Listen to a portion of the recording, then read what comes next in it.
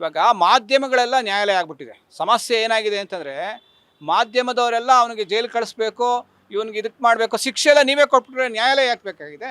ತನಿಖೆ ಆಗ್ತಾ ಇದೆ, ಶಿಕ್ಷೆ ಆಗಬೇಕು ಬೇಡ ಅನ್ನೋದು ನಾವ್ಯಾರು? ಅದಕ್ಕೆ ನ್ಯಾಯಾಧೀಶರು ನೇಮಕ ಮಾಡೋದು ಯಾಕೆ? ಸಿದ್ದರಾಮಯ್ಯ ಇಳಿದು ಬಿಟ್ಟರೆ ಕಾಂಗ್ರೆಸ್ ಪಕ್ಷ ಕೊಲಾಪ್ಸ್ ಆಗುತ್ತೆ ಅಂತಕ್ಕಂಥದ್ದು ಎಲ್ಲರಿಗೂ ಗೊತ್ತಿರ್ತಕ್ಕಂಥದ್ದು. ಗಂಡ ಹೆಂಡತಿ ಜಗಳದಲ್ಲಿ ಮಕ್ಕಳು ಬಡವಾಯಿತು ಅಂತಕ್ಕಂಥದ್ದು. ಸಾರ್ವಜನಿಕರ ಕೆಲಸಗಳು ಯಾವುದೂ ಆಗ್ತಾ ಇಲ್ಲ, ಯಾವುದೇ ಇಲಾಖೆಯಲ್ಲೂ ಕೆಲಸಗಳಾಗ್ತಾ ಇಲ್ಲ. ಸಿದ್ದರಾಮಯ್ಯನ ಟಚ್ ಮಾಡೋಕ್ಕಾಗಲ್ಲ ಅಂತಂದ್ರೆ ಮೂಢ ಹಗರಣದ ಬಗ್ಗೆ ನಿಮ್ಮ ಒಪಿನಿಯನ್ ಏನು ಅಂತ? ಮೂಢ ಹಗರಣದ ಬಗ್ಗೆ ಹೇಳೋದಿದ್ರೆ ಮೂಢ ಹಗರಣದ ಇನ್ನು ಪ್ರೂವ್ ಆಗಬೇಕಲ್ಲ. ನ್ಯಾಯಾಲಯ ಏನು ಹೇಳುತ್ತೆ, ನಾನೀಗ ಏನೇ ಮಾತಾಡಿದ್ರು ಅದು ಕಾನೂನಿನ ವ್ಯಾಪ್ತಿಯಲ್ಲಿದೆ. ಇವಾಗ ಅವ್ರ ಆರೋಪಿನೋ ಅಪರಾಧಿನೋ ಅಂತಕ್ಕಂಥದ್ದು ಆರೋಪ ಅಷ್ಟೇ, ಆರೋಪ ಆಗಿದೆ, ತನಿಖೆ ನಡೆಸಿ ಸಾಕ್ಷಿ ಆಧಾರಗಳ ಅನುದಾನವಾಗಿ ಕೋರ್ಟ್ ಒಂದು ಡಿಸಿಷನ್ ಬರುತ್ತೆ. ಇವಾಗ ಮಾಧ್ಯಮಗಳೆಲ್ಲ ನ್ಯಾಯಾಲಯ ಆಗ್ಬಿಟ್ಟಿದೆ. ಸಮಸ್ಯೆ ಏನಾಗಿದೆ ಅಂತಂದರೆ, ಮಾಧ್ಯಮದವರೆಲ್ಲ ಅವನಿಗೆ ಜೈಲು ಕಳಿಸ್ಬೇಕು, ಇವನಿಗೆ ಇದಕ್ಕೆ ಮಾಡಬೇಕು, ಶಿಕ್ಷೆ ಎಲ್ಲ ನೀವೇ ಕೊಟ್ಬಿಟ್ರೆ ನ್ಯಾಯಾಲಯ ಯಾಕೆ ಬೇಕಾಗಿದೆ? ನ್ಯಾಯಾಲಯದ ನ್ಯಾಯಾಧೀಶರ ಕರ್ತವ್ಯ ಮಾಡೋಕ್ಕೆ ಎಲ್ಲ ಸಾರ್ವಜನಿಕರು ಬಿಡಬೇಕು. ಯಾಕೆಂದರೆ ತನಿಖೆ ಹಂತದಲ್ಲಿದೆ, ದಯವಿಟ್ಟು ತಿಳ್ಕೊಳ್ಳಿ. ಅದು ಹೇಳಿದ್ ನೀವು ಇದು ರಾಂಗ್. ಅಂದ್ರೆ ನಾವು ಯಾರು ಮಾಧ್ಯಮ ಯಾರನ್ನು ಆತರ ಮಾಡ್ತಿಲ್ಲ, ಏನ್ ಆಗ್ತಿದೆ ಅದನ್ನ ಹೇಳ್ತಿದ್ದಾರೆ ಅಷ್ಟೇ.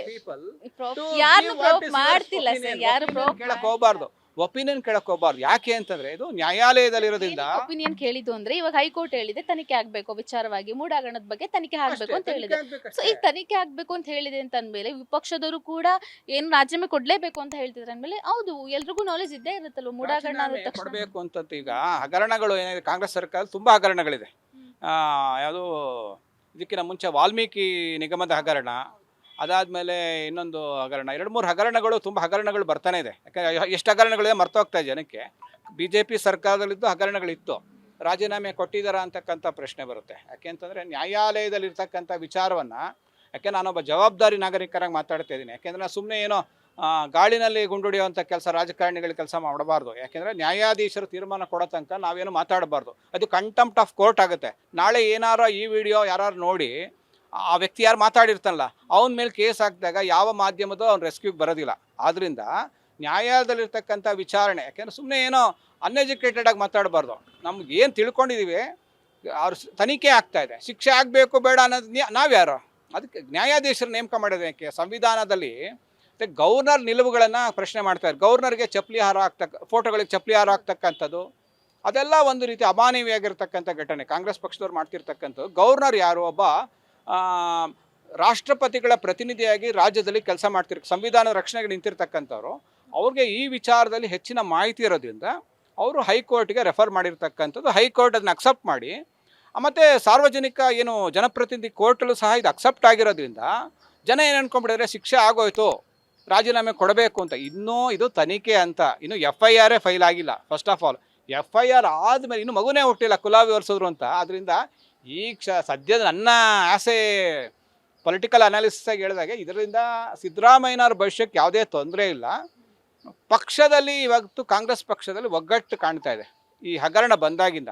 ಯಾಕೆಂದರೆ ಅವ್ರ ವಿರುದ್ಧ ಕೂಗನ್ನು ಎತ್ತಿರ್ತಕ್ಕಂಥ ನಾಯಕರೆಲ್ಲ ಇವತ್ತು ಏಕಪಕ್ಷವಾಗಿ ಸಿದ್ದರಾಮಯ್ಯನ ಬೆಂಬಲಕ್ಕೆ ನಿಂತಿರ್ತಕ್ಕಂಥದ್ದು ಅನಿವಾರ್ಯ ಒಗ್ಗಟ್ಟನ್ನು ವ್ಯಕ್ತಪಡಿಸ್ತಾರೆ, ಅನಿವಾರ್ಯವಾಗಿ. ಯಾಕೆಂದರೆ ಸಿದ್ದರಾಮಯ್ಯ ಇಳಿದು ಬಿಟ್ಟರೆ ಕಾಂಗ್ರೆಸ್ ಪಕ್ಷ ಕೊಲಾಪ್ಸ್ ಆಗುತ್ತೆ ಅಂತಕ್ಕಂಥದ್ದು ಎಲ್ಲರಿಗೂ ಗೊತ್ತಿರ್ತಕ್ಕಂಥವು. ಯಾಕೆಂದರೆ ಪರ್ಯಾಯ ನಾಯಕತ್ವ ಕಾಣ್ತಾ ಇಲ್ಲ ಅಲ್ಲಿ, ಅದು ಗೊಂದಲದ ಗೂಡಾಗ್ಬಿಡುತ್ತೆ. ಆದ್ದರಿಂದ ಹೈಕಮಾಂಡ್ ಅವರು ನಿರ್ಧಾರ ಮಾಡಿದರೆ ಯಾವುದೇ ಕಾರಣಕ್ಕೂ ಸಿದ್ದರಾಮಯ್ಯನವರನ್ನು ಇಳಿಸೋದಿಲ್ಲ. ಮತ್ತು ಈ ಪ್ರಕರಣ ಮಾರ್ಚ್ ತನಕ 3 ತಿಂಗಳು ಸಮಯ ಕೊಟ್ಟಿದ್ದಾರೆ. ಪ್ರಕರಣದ ವರದಿಯನ್ನು ತಯಾರು ಮಾಡಿ 3ರಿಂದ 4 ತಿಂಗಳಾಗುತ್ತೆ. ಆಮೇಲೆ ಎಕ್ಸ್ಟೆನ್ಷನ್ ಟೈಮ್ ತಗೋತಾರೆ. ಇದು ಅವರ 5 ವರ್ಷ ಅವಧಿಯನ್ನು ಕಂಪ್ಲೀಟ್ ಮಾಡೋ ಸಾಧ್ಯತೆಯೂ ನನ್ನ ಪ್ರಕಾರ ಕಾಣ್ತಾ ಇದೆ. ಈ ತನಿಖೆ ಒಂದು ನೆಪ ಮಾತ್ರದ ತನಿಖೆ ಆಗುತ್ತೆ.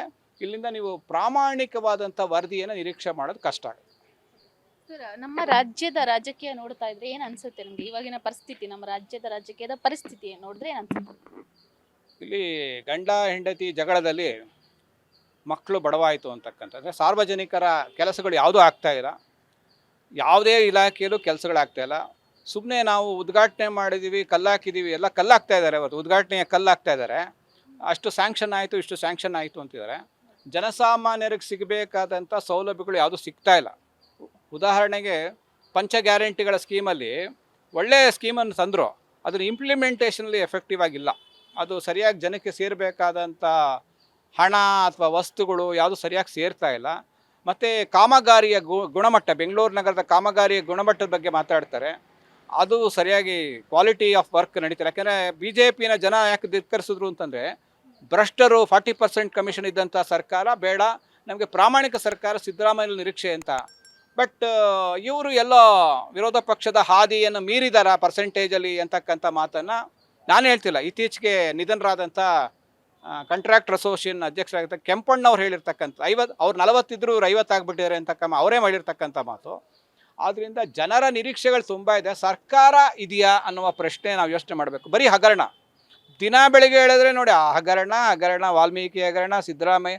ಇನ್ನು ನೀವು ಇನ್ನೊಂದು ವರ್ಷ ಬರೀ ಸಿದ್ದರಾಮಯ್ಯನ ತೋರಿಸಿದ್ರೆ ಅವರು ಬೆಳವಣಿಗೆ ಹೆಂಗಾಗುತ್ತೆ? ಯಾವುದೇ ರೀತಿಯ ಕನ್ಸ್ಟ್ರಕ್ಟಿವ್ ವರ್ಕನ್ನು ಸರ್ಕಾರದ ಮಟ್ಟದಲ್ಲಿ ನಿರೀಕ್ಷೆ ಮಾಡೋದು ಕಷ್ಟ ಆಗುತ್ತೆ.